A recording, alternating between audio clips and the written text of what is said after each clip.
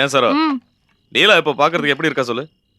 மார்க்கெட்ல வாழைக்காய பழுக்க வைக்கிறதுக்கு புகை மூட்டம் போட்டு ஊதுவாங்க, அந்த மாதிரி இருக்கு.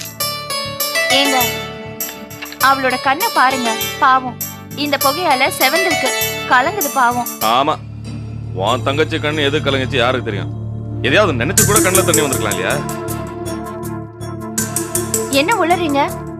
இல்ல, என்ன இது நம்ம அக்கா நம்ம கிட்ட இந்த வேலையை கொடுத்தாங்கன்னு நினைச்சு கூட ஃபீல் பண்ணிருக்கலாம் இல்லையா? லீலா, இன்னுமா பத்தல? இவருக்கு சீக்கிரமா வெந்நீர் போட்டு கொடுத்தா தொந்தரவு இல்லாம இருக்கும். நாளைக்கு பொழுது விடியறதுக்கு முன்னாடி செல்வம் வந்துருவான். ட்ரெஸ் எல்லாம் எடுத்து வச்சிருக்கல?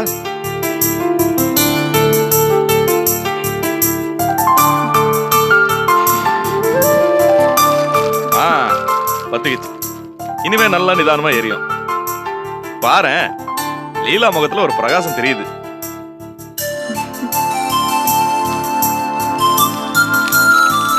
லீலா, சரோ போறேன்னு சொல்லிட்டு இங்க போலியா? அவ்வளவுதான் போ. லீலா, என்னக்கா? என்ன லீலா, நல்லா தானே இருந்த? கண்ணெல்லாம் கலங்கி இருக்கு. யார் என்ன சொன்னாங்க? உனக்கு கண்ணு எங்க இருக்கு? ஏங்கா அப்பல இருந்து அடுப்பு எரியல நான் மல்லு கட்டிட்டு இருக்கேன். என்னமோ பஞ்சாயத்து தலைவர் மாதிரி விசாரிக்க வந்துட்டேன். என்னடி ஓவரா பேசுற? கேட்ட கேள்விக்கு மட்டும் பதில் சொல்லேனே. சரி சரி, மாமா பசிக்குதே, வந்து சாப்பாடு எடுத்து வை வா. கொஞ்சம் இருக்க பார்த்து சொல்றேன். என்னது பார்த்து சொல்றியா? போனவங்க திரும்பி வரமாட்டாங்கன்னு நினைச்சிட்டீங்களாக்கும்? அப்படி யார் நினைச்சா? நினைச்சிருந்தா இல்ல, ஒருவேளை அப்படி நினைச்சிருந்தா அந்த முடிவை இப்ப மாத்திக்குங்க. இது எங்க அப்பா வீடு, எனக்கு இங்க உரிமை இருக்கு, அதை தெரிஞ்சுக்குங்க. என்ன என்ன போஸ் மாமா, வீட்ல இருந்த சரக்கு எடுத்து தானே உனக்கு ஏதாவது ஊத்தி கொடுத்துட்டீங்களா? இப்படி உளருது. ஏய், என்னடி உளறன்னு பேசுற? வா வா, வந்து சாப்பாடு எடுத்து வை. தாயே, இதோ வந்துட்டேன். என்னமோ பட்டாசு மாதிரி பொறிஞ்சு தள்ளுற. என்னாச்சு உனக்கு? இது இந்த பயம் இருக்கணும்.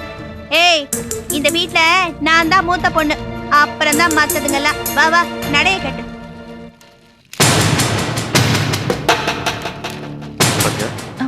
உங்க அக்கா எவ்வளவு திமிரா பேசிட்டு போறா. இதான் இந்த போஸ் கிட்ட இருக்கிற இந்த திமிரெல்லாம் இவளுக்கும் வந்திருக்கு. தடால் படால் பேசிட்டு போறா.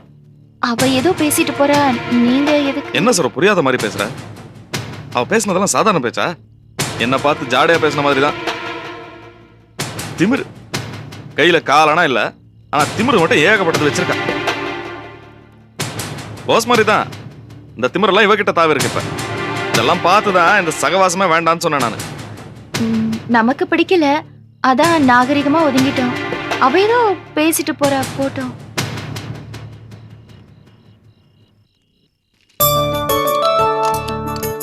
சாம்பார் நல்லா அதன கொத்தமல்லி சட்னியா கொஞ்சம் வைதாய்.